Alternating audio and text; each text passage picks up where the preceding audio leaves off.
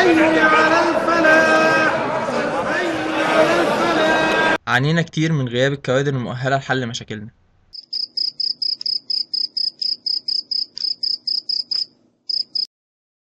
عشان كده أسسنا أكاديمية الدستور،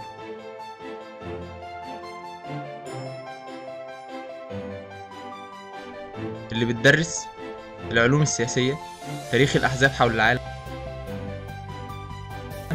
استراتيجيات الضغط السياسي، إدارة الحملات الانتخابية، وبيتم تطبيق كل ده عمليا في مشروع التخرج، زي مشروع إصلاح مزلقان بسوس بالقليوبية بالتعاون مع الأهالي والتفاوض مع الجهات المسؤولة.